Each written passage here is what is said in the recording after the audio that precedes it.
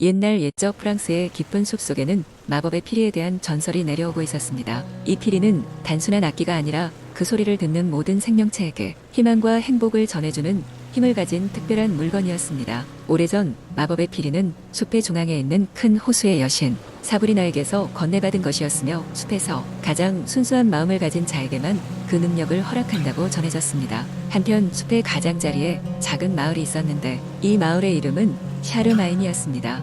마을에는 에밀이라는 젊은 소년이 살고 있었습니다. 에밀은 형편이 넉넉하지는 않았지만 항상 긍정적이고 순수한 마음을 가졌습니다. 그는 자연을 사랑하고 자주 숲을 산책하며 숲속 동물들과 친구가 되었습니다. 어느 날 에밀은 숲을 걷다 길을 잃고 숲의 깊숙한 곳으로 들어가게 되었습니다. 그곳에서 그는 신비하게 빛나는 마법의 피리를 발견하였습니다. 에밀은 피리를 조심스레 집어들고 무심결에 불어보았습니다. 피리 소리는 숲 전체에 울려 퍼지며 신비로운 선율을 만들어냈습니다. 놀랍게도 피리 소리를 듣고 숲의 동물들이 모두 에밀의 주변으로 모여들었습니다.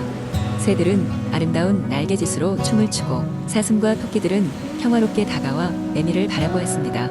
에밀은 피리를 계속 불며 숲의 모든 생명체에게 행복을 전해주었습니다. 그러나 이 모든 것을 뒤에서 지켜보고 있던 또 한 명이 있었으니 그는 마을에 욕심 많은 상인이었습니다. 상인은 마법의 피리를 빼앗아 자신이 부와 권력을 얻고자 했습니다. 그는 에밀이 마을로 돌아오기를 기다렸다가 피리를 빼앗으려 했습니다. 다음 날 에밀은 마을로 돌아왔습니다. 그의 얼굴에는 숲에서의 경험이 남긴 환한 미소가 가득했습니다. 하지만 그를 기다리고 있는 것은 상인의 함정이었고 에밀은 피리를 빼앗겼습니다. 상인은 자신만을 위한 이익을 위해 피리를 불었지만 아무 소리도 나지 않았습니다. 불순한 마음으로 인해 피리는 침묵을 지켰던 것입니다. 그때 숲의 여신 사브리나가 나타났습니다. 그녀는 에밀에게 다가오며 상인에게 중요한 교훈을 주었습니다. 순수한 마음 없이는 진정한 행복과 힘을 가질 수 없는 법이란다. 그리고 나서 사브리나는 다시 피리를 에밀에게 돌려주었습니다. 에밀은 다시 피리를 불기 시작했고 이번에는 마을에도 그 소리가 울려 퍼졌습니다. 마을 사람들은 그 소리를 들으며 각자의 삶에서 가장 소중한 것들을 떠올리고 감사함을 느꼈습니다.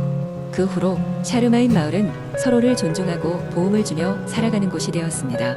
이 모든 변화는 에밀과 그의 마법의 피리 덕분이었습니다. 그리고 그 전설은 오랫동안 프랑스에 전해져 내려왔습니다. 이 이야기는 우리에게 순수한 마음과 희망이 지닌 진정한 힘을 깨닫게 해주며 오늘날에도 많은 사람들에게 영감을 주고 있습니다. 두 번째 이야기.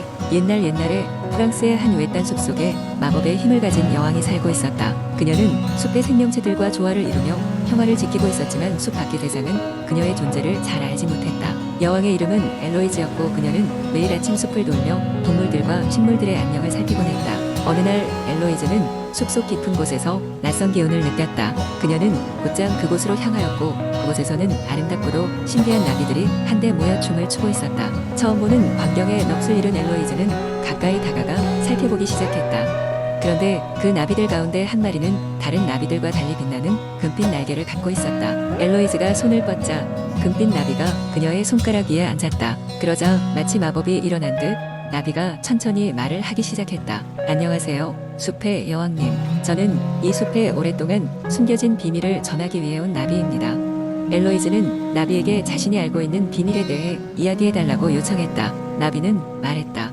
숲의 중심부에는 강력한 마법이 깃들어 있습니다. 그것은 숲의 모든 생명체가 서로 조화를 이뤄 살아갈 수 있는 힘이며 그것을 훔치려는 사람이 있습니다. 만약 그 사람이 그 마법을 손에 넣게 된다면 숲은 다시는 지금과 같은 아름다움을 되찾지 못할 것입니다. 이 말을 들은 엘로이즈는 서둘러 숲의 깊은 곳으로 향했다. 그곳에는 아주 오래된 나무가 있었고 그 나무는 숲의 생명을 지탱하는 마법의 중심이었다. 나무에 다가가자 그녀는 어떤 사람이 나무 주위에서 무엇인가를 조작하고 있는 모습을 발견했다. 그는 숲의 마법을 훔치려는 마법사였다. 엘로이즈는 기지를 발휘하여 그 마법사를 멈추게 했다. 그녀는 나비들에게 도움을 청했고 나비들은 하늘을 가득 메우며 그 마법사의 눈을 어지럽혔다. 그동안 엘로이즈는 마법의 힘을 이용하여 숲의 힘을 보호하고 마법사를 설득하기 시작했다. 이 숲의 마법은 자연과 조화를 이루기 위한 것입니다. 만약 당신이 이 힘을 훔친다면 당신이 얻고자 하는 것은 영구히 사라질 것입니다. 마법사는 엘로이즈의 설득에 흔들렸고 결국 자신의 행동을 후회하며 떠나기로 결정했다. 그 그 후로 숲은 다시 평화를 찾았고 엘로이즈는 자신의 임무를 다했다고 생각하며 안도했다. 나비들은 숲의 경계를 따라 춤추며 엘로이즈에게 감사를 전했고 그들 중 금빛 나비는 계속해서 숲의 비밀을 지키기 위해 엘로이즈의 곁에 머물렀다. 이로써 프랑스의 신비한 숲은 다시 한번 생동감을 되찾았고 엘로이즈는 평화를 지켜낸 여왕으로서 숲의 모든 이들에게 존경받게 되었다. 이 이야기는 숲의 여왕과 마법의 나비가 함께했던 모험과 우정에 대한 이야기로 오랜 세월이 지나도 사람들에게 계속해서 전해졌다. 세 번째 이야기. 옛날 프랑스의 아름다운 작은 마을에 루시라는 이름의 소녀가 살고 있었습니다. 루시는 부모님이 운영하는 작은 빵집을 도우며 성장했습니다. 이 빵집은 마을 사람들에게 매우 사랑받는 곳으로 매일 아침 집에서 풍기는 따뜻한 빵 냄새는 사람들의 발길을 저절로 이끄는 마법과도 같았습니다. 어느 날 밤 루시는 창고에서 오래된 책 한 권을 발견했습니다. 이 책은 마법의 빵 레시피들이 담긴 금서였습니다. 호기심 많은 루시는 책을 펼쳐 가장 흥미로워 보이는 레시피를 골라 다음날 새벽 부모님이 일어나기 전에 혼자서 빵을 만들기 시작했습니다. 그날 아침 빵집에 모여든 마을 사람들은 신비로운 향기에 이끌렸습니다. 루시가 구운 빵들은 반짝이는 황금빛을 띠고 있었고 그것을 맛본 사람들은 잠시 동안 그들의 가장 행복했던 순간을 떠올리며 눈물까지 흘렸습니다. 빵을 먹으면 마음속 깊은 곳에 행복이 되살아난다고 했습니다. 하지만 이 마법의 빵은 단순히 사람들을 행복하게 만드는 것 이상의 힘을 지니고 있었습니다. 마을 사람들이 점점 이 빵에 의존하기 시작하면서부터 뭔가 이상해지기 시작했습니다. 다른 일을 하는 동안에도 빵을 먹고 싶다는 생각에 집착하게 되었고 결국 마을에는 혼란이 찾아왔습니다. 루시는 상황의 심각성을 깨닫고 어떻게 해야 할지 알기 위해 다시 책을 펼쳐보았습니다. 책의 말미에는 경고 문구가 있었습니다. 행복은 마음속에서 스스로 찾아가는 법을 배워야 한다. 외부의 힘에 의존해서는 안 된다. 루시는 이 마법의 빵이 사람들의 자유의지를 침해하고 있음을 깨닫고 즉시 만들었던 모든 빵을 치우고 다시는 마법의 레시피를 사용하지 않겠다고 결심했습니다. 그 후로 루시는 전통적인 방법으로 빵을 만들며 진정한 행복은 사람들 각자의 삶 속에서 찾아야 한다는 교훈을 주변 사람들에게 전파했습니다. 결국 마을 사람들은 다시 예전처럼 스스로의 방식으로 행복을 찾아갔고 루시의 빵집은 여전히 마을 사람들이 모이는 따뜻한 곳으로 남아 있었습니다. 이렇게 루시의 이야기와 교훈은 오래도록 전해져 내려왔고 마을 사람들은 서로의 마음을 이해하고 진정한 행복을 찾는 법을 배우게 되었습니다. 네 번째 이야기. 옛적 프랑스의 한 작은 마을에는 뿌띠 루팽이라는 소년이 살고 있었습니다. 그는 마을 가장자리에 위치한 할머니 집을 자주 방문하곤 했습니다. 그의 할머니는 아름다운 숲 근처에 살고 있었는데 그 숲에는 마법이 가득하다는 소문이 돌았습니다. 숲에서 길을 잃은 이들은 돌이킬 수 없는 변화를 겪게 된다는 전설이 있었습니다. 어느 날 뿌띠 루팽은 할머니께서 지난주에 잃어버린 반지를 찾아달라는 부탁을 받게 되었습니다. 반지는 숲 어딘가에 있을 것이라 생각되었지만 할머니는 절대 숲으로 들어가서는 안 된다고 경고했습니다. 하지만 호기심 많고 용감한 뿌띠 루팽은 할머니의 경고를 무시하고 숲으로 향했습니다. 숲에 들어서자 신비로운 분위기가 루팽을 사로잡았습니다. 바람은 나뭇가지 사이를 스치는 노래를 불렀고 먼 곳에서는 작은 요정들의 웃음소리가 들리는 듯했습니다. 루팽은 이끌리듯 발걸음을 옮겼습니다.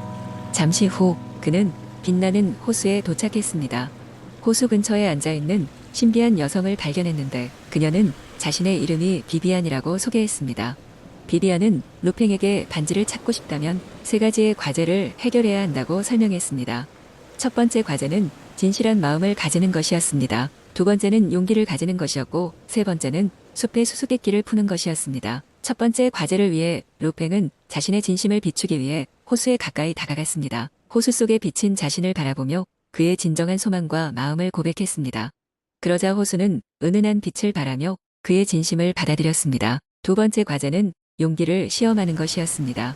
루팽은 마음 깊숙한 두려움을 마주해야 했습니다. 숲 깊숙한 곳에서 루팽은 자신이 가장 두려워했던 검은 늑대의 형상을 맞닥뜨렸지만 그는 용기를 내어 늑대의 눈을 가만히 응시했습니다. 그러자 늑대는 천천히 사라지고 루팽은 마음속 깊은 곳에서의 두려움을 극복했습니다. 마지막 세 번째 과제, 숲의 수수께끼를 풀기 위한 모험이 시작되었습니다.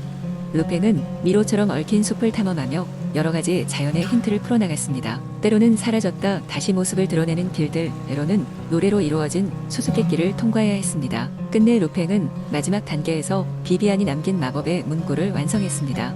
과제를 모두 해결한 후 비비안은 감사를 표하며 루팽에게 반지를 선물했습니다.